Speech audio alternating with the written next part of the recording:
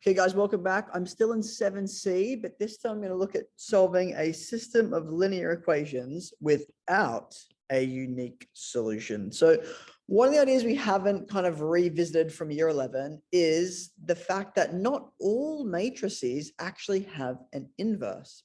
I'm going to give you an example of what I mean by that. Let's say I have matrix A is equal to A, B, C, D. So again, we have our standard algebraic letters. When I do my inverse, that is equal to 1 divided by AD minus BC. Then it's going to be DA minus B and minus C. Again, if I'm just representing this algebraically. However, because I have this fractional part here, if I have a system where AD minus BC equals 0, I have 1 divided by 0. That doesn't work, and I don't have an inverse of this matrix A. So if my determinant, because this part here is the determinant, this is my determinant of A, this part here. So let's formalize this slightly more. If my determinant of A being any matrix, equals 0, then matrix A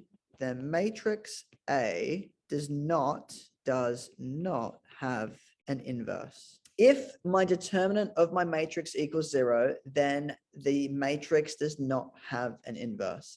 If my matrix doesn't have an inverse, then I could not use my matrix algebra skills to rearrange an equation with matrix A. For example, if A times X equaled C, but A did not have an inverse, I can no longer do A to the minus 1 times A to get this part here to equal my identity matrix I. So if that's the case, I can't rearrange my system of equations. I can't find a solution for X. Or in this case, there would be no solution for X. If I come across here with my simultaneous equations, it's the same idea, this time given letters M. So I want to find values for M so that my simultaneous equations do not have a unique solution. Again, my first step, just like before, is to create a coefficient matrix. So if I make a coefficient matrix, that is going to give me M2.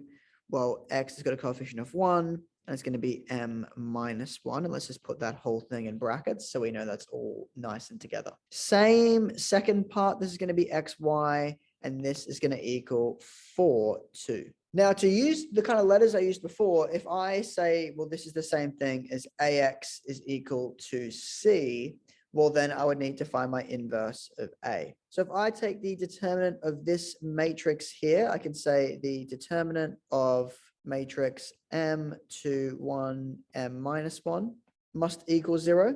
So that means I have M outside of M minus 1 minus 2 times 1 is equal to 0.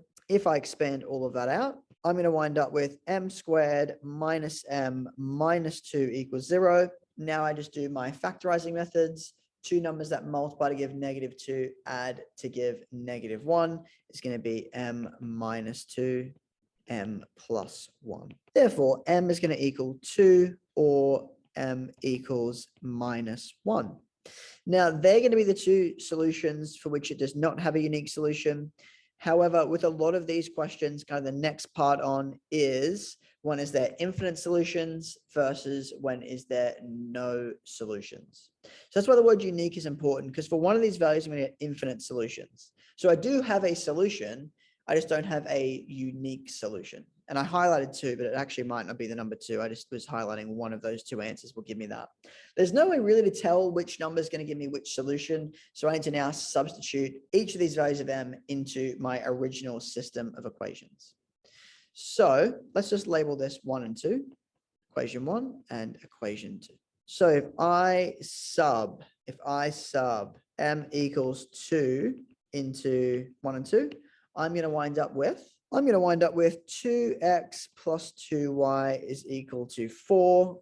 This is my kind of new version of equation 1. And if I substitute 2 into my second equation, that is going to give x plus y is equal to 2. So I have two options. I can make both of these into y equals mx plus c form. I can look at them and see where my equations are the same. Some of you might realize that this and this is the exact same, but this equation here is just double this equation here. So if I divide equation 1 by 2, then I actually do just get x plus y equals 2. So therefore, if m equals 2, equation 1 and 2 are the same line, infinite solutions. Now they're the exact same thing, but we are going to substitute m equals -1 into 1 and 2. And if I go ahead and do that, I'm going to wind up with minus x plus 2y equals 4 and x minus 2y equals 2 are my two new equations. That's my new equation 1, equation 2, when m is equal to -1. So I can make a similar statement here. If I have a look, these two lines are going to have the same gradient, but they're not necessarily the same lines. So I can say they're parallel. So therefore, if m equals -1, equation 1 and 2 are parallel. So therefore, no possible solution. No possible solution. In other words, these two lines are never going to cross, so they'll never touch. So hopefully this all makes a bit of sense. The main idea here is if there's no unique solution, my coefficient matrix or the determinant of my coefficient matrix has to equal 0. So I let it equal 0. I go through and solve. Once I've done that, I get my two values for m. I substitute each of those into my original system of equations, and that is going to give me my line that's identical and my line that's parallel. Every time I do this, I'm going to have a line that is parallel and a line that is exactly the same. So whenever we have this type of question, we have to substitute in both, and you should expect one of the equations to be identical and one of the equations to have the same gradient. If you don't get that, maybe check your algebra work. You might have made a small mistake somewhere.